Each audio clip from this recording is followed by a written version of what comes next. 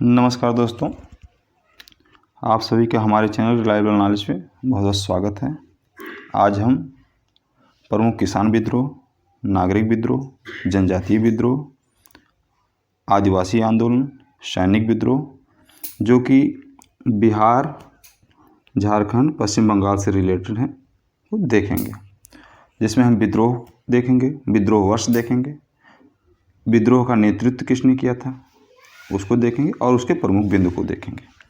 और ये आने वाली आगामी परीक्षाओं के लिए बहुत इंपॉर्टेंट होने वाला है, खास करके बीपीएससी टीआरई 4 के लिए बहुत इंपॉर्टेंट होने वाला है। तो जो छात्र बीपीएससी के एग्ज़ाम देने जा रहे हैं टीआरई 4 शिक्षक भर्ती, वो इसको ज़रूर देखें, अन्य छात्र भी देख सकते हैं। इसके साथ हम अपने टॉपिक को स्टार्ट करते हैं और आगे बढ़ते हैं। पहला विद्रोह सन्यासी विद्रोह। सन्यासी विद्रोह 1760 से 1800 तक चला, जिसके नेतृत्वकर्ता केना सरकार और द्विजनारायण है। इसके प्रमुख बिंदु में आप देखेंगे कि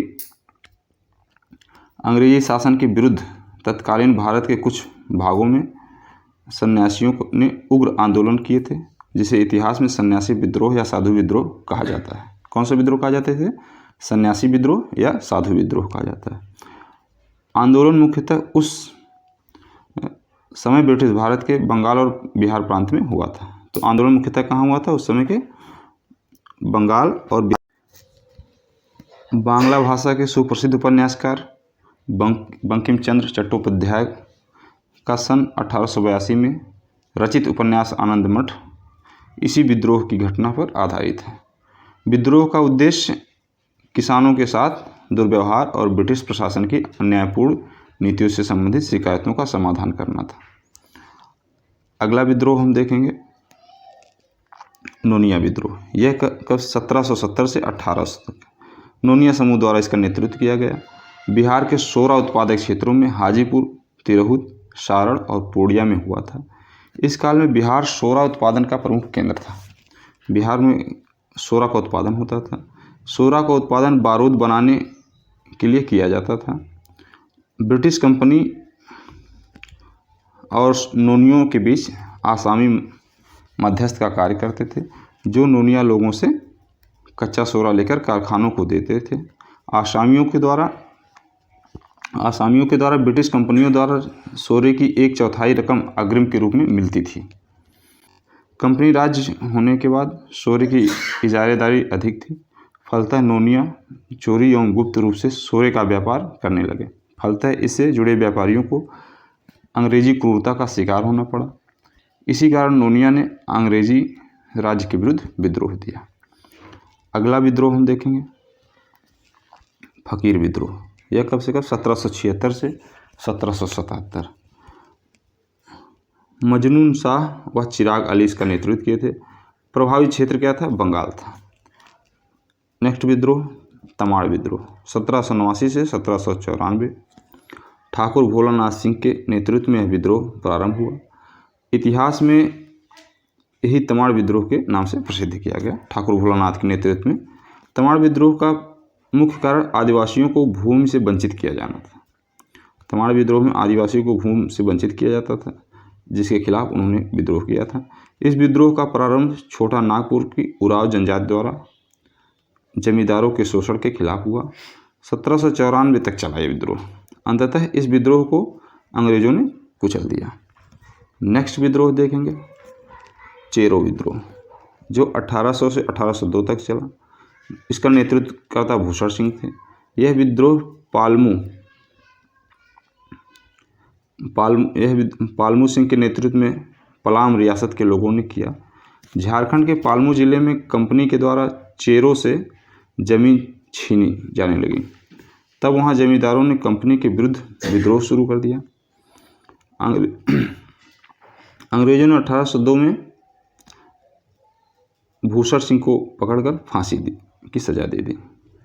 अगला विद्रोह हम देखेंगे भील विद्रोह। ये बहुत ही इंपॉर्टेंट है, इसको मोस्ट इंपॉर्टेंट रखें। भील विद्रोह 1818 से 1857। इसका नेतृत्व करता शेवरम। 1818 का भील विद्रोह इसके नाम से जाना जाता है। इसको मुख्य पॉइंट ये है, यह भील विद्रोह जनजाति समूह द्वारा हुआ था। देश में जनजाति समूह द्वारा किए गए पहले विद्रोह में से एक है, यानी जनजाति समूह द्वारा किया गया यह पहला विद्रोह है। विद्रोह का कारण मुख्यतः ईस्ट इंडिया कंपनी के हाथों भीलों से क्रूर व्यवहार, जिसने उन्हें उनके पारंपरिक वन अधिकारों से वंचित कर दिया और उनका शोषण किया। अंग्रेज जो हैं उन्हें दबाने में कामयाब रहे, लेकिन अंग्रेजों ने विभिन्न करों में रियायतें दी और शांति समझौते के तहत वन अधिकार वापस कर दिया। नेक्स्ट विद्रोह हम देखेंगे पाइक विद्रोह 1817 से 1825। इसका नेतृत्व बख्शी जगबंधु ने किया। पाइक विद्रोह 1817 ईस्वी से उड़ीसा में ब्रिटिश ईस्ट इंडिया कंपनी के शोषणकारी नीतियों के विरुद्ध उड़ीसा में पाइक जाति के लोगों द्वारा किया गया एक सशस्त्र, व्यापक आधार वाला और संगठित विद्रोह था। भारत में कुछ समय के लिए ब्रिटिश राज की जड़ें हिला दी थी इस विद्रोह ने। अंग्रेज अंततः इन्हें पराजित करने में सफल होते हैं। बख्शी जगबंधु को अंततः 1825 में गिरफ्तार कर लिया गया और कैद में रहते हुए 1829 में उनकी मृत्यु हो गई। अगला विद्रोह हम देखेंगे हो विद्रोह। ये भी बहुत इंपॉर्टेंट है, इसको जो है मोस्ट इंपॉर्टेंट में आप रखेंगे। हो विद्रोह 1820 से 1832 तक चला। इसका नेतृत्व करता राजा परहट थे। हो विद्रोह सिंहभूम और छोटा नागपुर राजा परहाट के नेतृत्व में सिंहभूम पर अंग्रेजों के कब्जे के खिलाफ किया गया था। कारण छोटा नागपुर के हो आदिवासियों ने बढ़े हुए भूमि कर के कारण जमींदारों एवं अंग्रेजों के विरुद्ध विद्रोह 1820 से 32 ईस्वी तक किया। आगे हम देखेंगे पागलपंथी विद्रोह। पागलपंथी विद्रोह 1825 से 1827 तक चला। इसका नेतृत्व करता करम शाह या टीपू मीर। पागलपंथ उत्तर पूर्व भारत का एक धार्मिक संप्रदाय था, जिसे उत्तरी बंगाल के करम शाह ने चलाया था।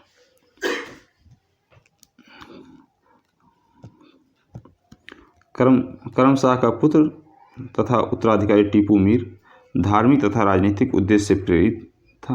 विद्रोह की शुरुआत ब्रिटिश सरकार द्वारा किसानों पर लगाए जा रहे अत्यधिक कर से प्रारंभ होता है। 1833 में इस विद्रोह का दमन किया गया। नेक्स्ट विद्रोह हम देखेंगे बहावी विद्रोह। बहुत ही इम्पोर्टेंट विद्रोह है, इसको बहुत ध्यान रखेंगे। 1820 से 1871 तक चला। इसका नेतृत्व करता सैयद अहमद बरेलवी थे।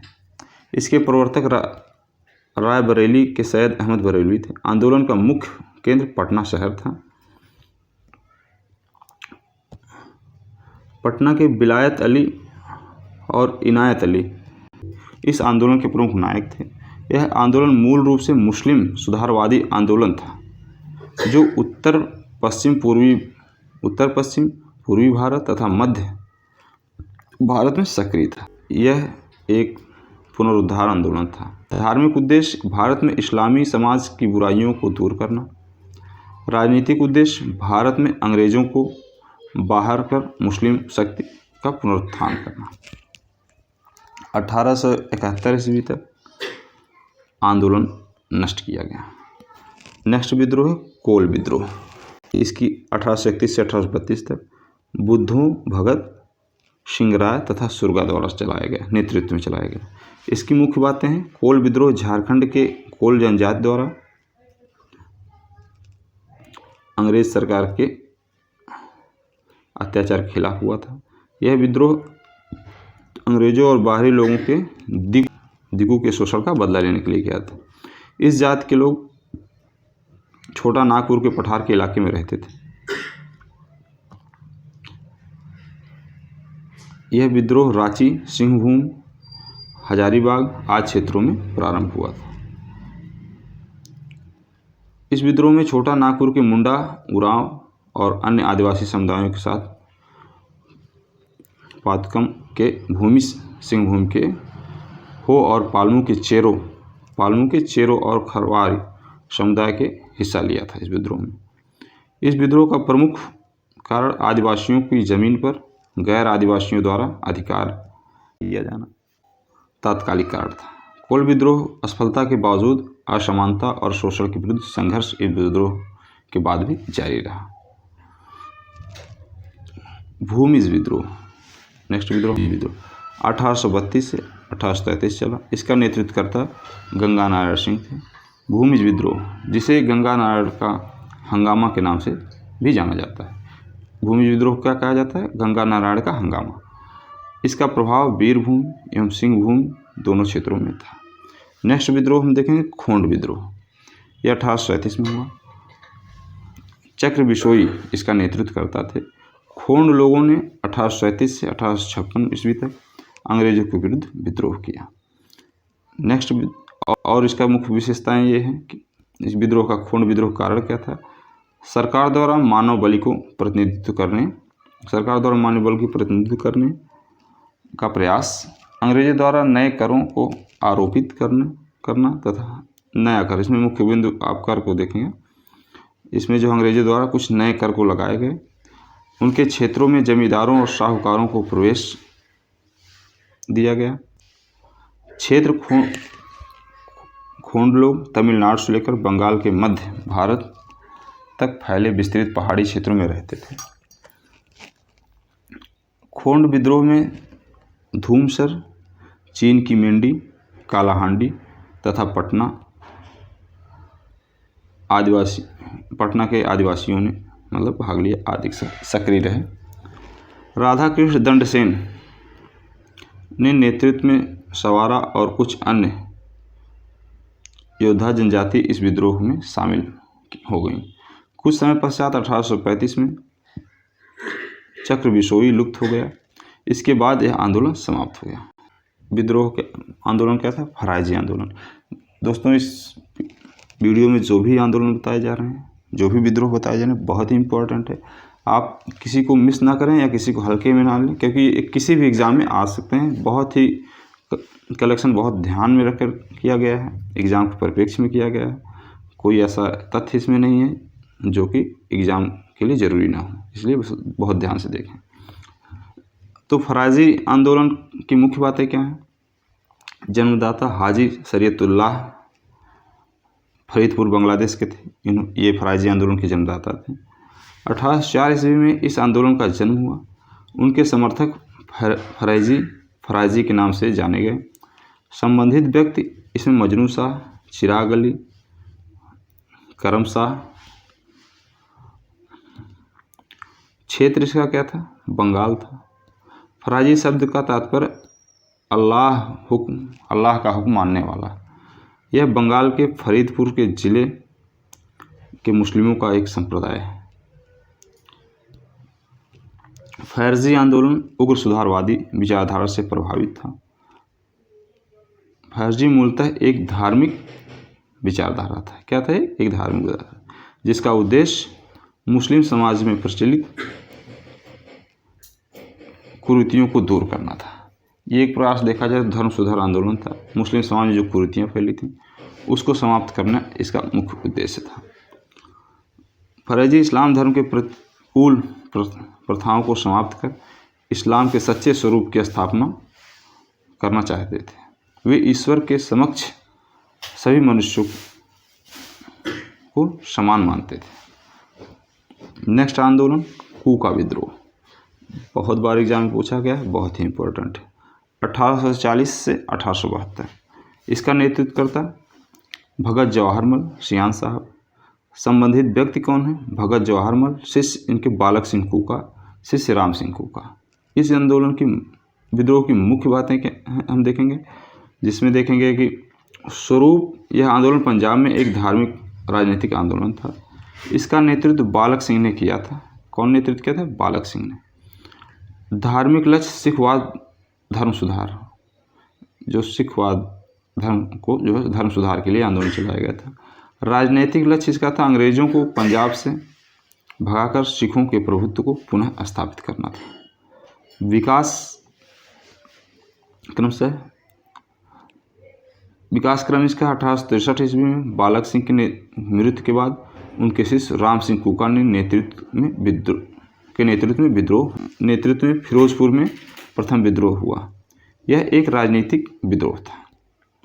1872 ईस्वी में राम सिंह कुका को इस आंदोलन का जिम्मेदार घोषित कर रंगून भेज दिया गया, जहां 1885 में उनकी मृत्यु हुई। राम सिंह कुका को जो है रंगून भेज दिया गया, आंदोलन का जिम्मेदार बताया गया उन्हें, और उनका मृत्यु जो है 1885 में हो गई।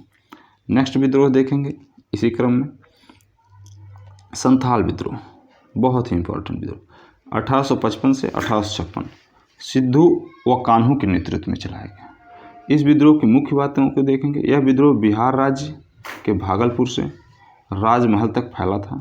संथालों का नेतृत्व सिद्धू और कान्हू ने किया था। यह विद्रोह 1855 से 56 ईस्वी में हुआ था। सिद्धू और कान्हू ने घोषणा किया कि आज़ादी पाने के लिए ठाकुर जी यानी भगवान ने हमें हथियार उठाने का आदेश दिया। इन्होंने कहा कि आज़ादी पाने के लिए ठाकुर जी यानी भगवान ने हमें हथियार उठाने का आदेश दिया। अंग्रेज़ों ने इनकी कार्रवाइयों के विरुद्ध मार्शल लॉ लगा दिया और विद्रोहियों को बंदी के लिए 10,000 का इनाम घोषित कर दिया। यानी इन विद्रोहियों को जो कैद करवाएगा, बंदी बनाएगा, उसे 10,000 इनाम घोषित कर प्रभावी क्षेत्र जो सेना को सुपुर्द तथा 1856 ईस्वी के अंत तक विद्रोह का दमन किया। भविष्य में संथालों का विद्रोह रोकने हेतु संथाल परगना जिला निर्मित किया गया। नेक्स्ट हम देखेंगे लोटा विद्रोह, 1856 में हुआ।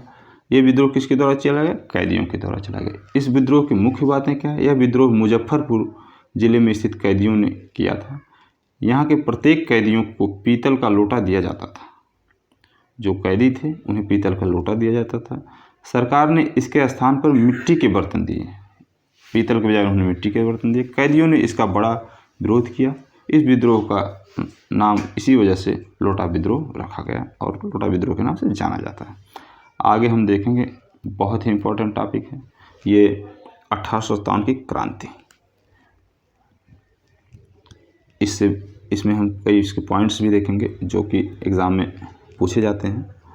तो अब इसका मुख्य नेतृत्व करता है मंगल पांडे, बहादुर शाह जफर, जफर बख्त खां, नाना साहब, तात्या टोपे, बेगम हजरत महल, रानी लक्ष्मीबाई, लियाकत अली, कुंवर सिंह, खान बहादुर खां, मौलवी अहमदुल्ला, अजीमुल्ला। ये इसके मुख्य नेतृत्वकर्ता हैं, आप इन्हें याद रखेंगे।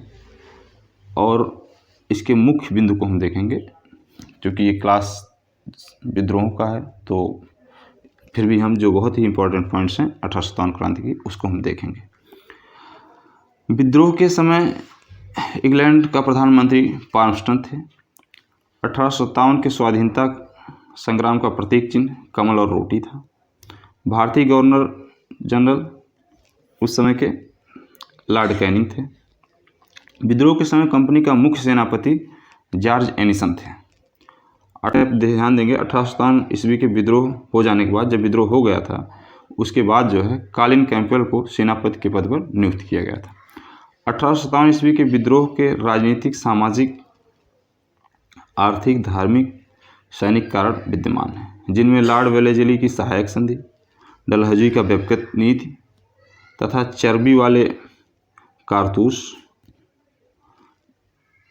विद्यमान थे। परंतु सीधे तौर पर इसका मुख्य कारण मुख्य कारण जो है विद्रोह का अंग्रेजों द्वारा भारतीय जनता का अमानवीय शोषण था। जो अंग्रेज थे वो भारतीय जनता का अमानवीय शोषण करते थे। नाना साहब का दूसरा, अब एक चीज़ ध्यान, हाँ, नाना साहब का दूसरा नाम धोदू पंत था। असम में 1857 की क्रांति का नेतृत्व दीवान मनीराम दत्त ने किया। जगदीशपुर में 1857 क्रांति का नेतृत्व कुंवर सिंह ने किया था। स्पेशली आपसे पूछ लिया जाता है कि किस जोन से, किस जगह से नेतृत्व जो है आंदोलन का नेतृत्व किसने किया, तो आप इसको याद रखेंगे, असम में मनीराम दत्त। जगदीशपुर में, ये जगदीशपुर बिहार के परिप्रेक्ष्य से बहुत ही इंपॉर्टेंट है, अक्सर पूछा जाता है। जगदीशपुर में 1857 क्रांति का नेतृत्व कुंवर सिंह ने किया था। सर्वप्रथम 29 मार्च 1857 ईस्वी को विद्रोह का प्रारंभ कलकत्ता के निकट बैरकपुर, यहाँ आप इसको मेंशन सही कर लेंगे, बैरकपुर है। बैरकपुर मुर्शिदाबाद के निकट की छावनी में हुआ। बैरकपुर के 34वीं NI रेजिमेंट के मंगल पांडे ने, ध्यान रखेंगे कि 34वीं NI रेजिमेंट मंगल पांडे ने अपनी एडजुटेंट लेफ्टिनेंट बाग और लेफ्टिनेंट जनरल ह्यूसन की हत्या कर दी। इनके मंगल पांडे द्वारा हत्या कर दी जाती है 2 लोगों की। फिर 9 मई 1857 को मेरठ में सैनिकों ने कारतूसों के प्रयोग करने से इनकार कर दिया। विद्रोह का तात्कालिक कारण हम देखेंगे। तात्कालिक कारण 1856 में सरकार ने पुरानी लोहे वाली बंदूक ब्राउन बैस के स्थान पर न्यू इनफील्ड राइफल के प्रयोग का निश्चय किया। इस राइफल में कारतूस के ऊपरी भाग को मुंह से काटना पड़ता था। जनवरी 1857 ईस्वी में बंगाल सेना में यह अफवाह फैल गई कि कारतूस में गाय व सुअर की चर्बी लगी हुई है। इस घटना में से मंगल पांडे ने विद्रोह का शुरुआत किया। 1857 के विद्रोह का परिणाम क्या हुआ यह देखेंगे। सेना का पुनर्गठन किया गया, कंपनी के शासन का अंत हो गया, नई शासन नीति लागू हुई, साम्राज्यवादी नीति में परिवर्तन हुआ, भारत के शासन की बागडोर लंदन से चलने लगी, प्रतिक्रियावादी तत्व सक्रिय हो गए, भारतीय राजनीति में उग्रवाद का उदय हुआ, भारतीयों और अंग्रेजों के बीच पारस्परिक घृणा की उत्पत्ति हुई। ये आपने 1857 की क्रांति को देखा जो कि बहुत इंपॉर्टेंट थी। आगे हम देखेंगे युआन व जुआंग विद्रोह। ये 1867 से 1868 तक चला। इसके नेतृत्वकर्ता रणनायक थे। इस विद्रोह के निम्नलिखित कारण थे। आप इस विद्रोह के जो कारण में देखेंगे, युआन आदिवासियों के आत्मसम्मान को अंग्रेजों द्वारा आहत करना, जो क्योंझर राज्य के प्रशासन में महत्वपूर्ण पदों पर थे। राज्याभिषेक के अवसर पर युआन सरदारों की उपस्थिति अनिवार्य होती थी। अंग्रेजों ने इस प्रथा को समाप्त कर दिया। 1867 ईस्वी में क्योंझर के राजा के मृत्यु के बाद अंग्रेजों ने एक से अधिक व्यक्तियों को सिंहासन पर आसीन कर दिया। अंग्रेजों की इस नीति के विरुद्ध यह विद्रोह हुआ था। ये लोग भड़क गए थे, जिसके तहत विद्रोह हुआ। अंग्रेजों ने शीघ्र ही कार्रवाई करते हुए 1868 ईस्वी में इस विद्रोह को दबा दिया। इस विद्रोह में भाग लेने वाले मुख्यतः युआन आदिवासी थे। युआन कौन थे? आदिवासी थे। बाद में काल और जुआंग आदिवासी भी इसमें शामिल हो गए। आगे हम देखेंगे इसी साफा होड़ विद्रोह 1870। लाल हेब्रम इसका नेतृत्व करता थे। यह एक कृषक आंदोलन था। नेक्स्ट हम देखेंगे खरवार विद्रोह। ये भी इम्पोर्टेंट, खरवार विद्रोह 1874 में भागीरथ मांझी के नेतृत्व में किया गया। भागीरथ मांझी ने अंग्रेजी शासन के प्रति असहयोगात्मक नीति अपनाई थी एवं खुद को बौंसी गांव का राजा घोषित कर जमींदारों एवं सरकारों को लगान नहीं देकर खुद लगान प्राप्त करने की पद्धति चलाई। इन्होंने अंग्रेजों को लगान ना देकर खुद लगान प्राप्त करने की पद्धति चलाई। झारखंड में हुए जनजातीय सुधार आंदोलनों में खेरवाड़ आंदोलन का उल्लेखनीय स्थान है। यह आंदोलन प्रारंभ में तो एकेश्वरवाद एवं सामाजिक सुधार की शिक्षा देता था, लेकिन अपने दमन के ठीक पूर्व इसने राजस्व बंदोबस्ती की गतिविधियों के विरुद्ध एक अभियान का रूप धारण किया। अंग्रेजी सत्ता के खिलाफ यह अहिंसात्मक संघर्ष में से एक खरवार आंदोलन था। आगे हम देखेंगे मुंडा विद्रोह। इसी को हम मुंडा विद्रोह को जो है उलगुलान विद्रोह भी कहते हैं। 1895 से 1900 किसके नेतृत्व में? बिरसा मुंडा को उस समय के लोग या अब भी भगवान कहा जाता है। इसके हम प्रमुख पॉइंट्स को देखेंगे। मुंडा जाति में सामूहिक खेतों की परंपरा थी। सामूहिक खेती होती थी, जिसे मुंडारी भूमि व्यवस्था भी कहा जाता है। कौन सी व्यवस्था इस कहते हैं इसको? मुंडारी भूमि व्यवस्था कहते हैं। इसके और पॉइंट जो हैं वो देखेंगे। जागीरदारों, ठेकेदारों, बनिया और सूदखोरों ने सामूहिक खेती की परंपरा पर हमला कर उसे व्यक्तिगत स्वामित्व वाली भूमि व्यवस्था में परिवर्तित कर दिया। इसका परिणाम यह हुआ कि यहाँ के किसानों का शोषण और बढ़ा और भूमि मुंडा लोगों के हाथ से निकलकर साहूकार और जमींदारों के हाथ में जाने लगी। फलस्वरूप सरदारों के नेतृत्व में इस भू व्यवस्था के विरुद्ध आंदोलन प्रारंभ हुआ। इसलिए इस विद्रोह को सरदारी लड़ाई के नाम से भी जाना जाता है। यानी इस विद्रोह को एक और नाम से भी जाना जाता है, जिसे सरदारी लड़ाई कहते हैं। 1899 में क्रिसमस की पूर्व संध्या पर बिरसा के अनुयायियों ने रांची और सिंहभूमि के कुछ क्षेत्रों में अपनी आक्रामक गतिविधियां प्रारंभ की। इस विद्रोह में मुंडा स्त्रियों ने भी भाग लिया। विशेष बात यह है कि इस विद्रोह में स्त्रियों ने, जो मुंडा स्त्रियां थीं, उन्होंने भाग लिया। 1900 ईस्वी में विद्रोहियों ने पुलिस को अपना निशाना बनाया, परंतु जनवरी 1900 में सैलर केब ने पहाड़ी पर ब्रिटिश सेना द्वारा पराजित हुए। कुछ दिन बाद बिरसा पकड़े गए और उनकी जेल में मृत्यु हो गई। उनकी मृत्यु के बाद यह विद्रोह शांत हो गया। विद्रोह शांत होने के बाद ब्रिटिश सरकार द्वारा छोटा नागपुर काश्तकारी कानून में किसानों को कुछ राहत दी गई। इस कानून के अंतर्गत संयुक्त काश्तकारी अधिकारियों को मान्यता दी गई और बेरोजगारी, बंधुआ मजदूरी और प्रतिबंध लगा गया। यानी बंधुआ मजदूरी पर इस विद्रोह के बाद प्रतिबंध लगा दिया गया। नेक्स्ट विद्रोह हम देखेंगे ताना भगत सिंह विद्रोह आंदोलन। यह आंदोलन ताना भगत सिंह 1914 में चला। इसका नेतृत्वकर्ता जतरा भगत थे। इसके मुख्य बिंदु हम देखेंगे।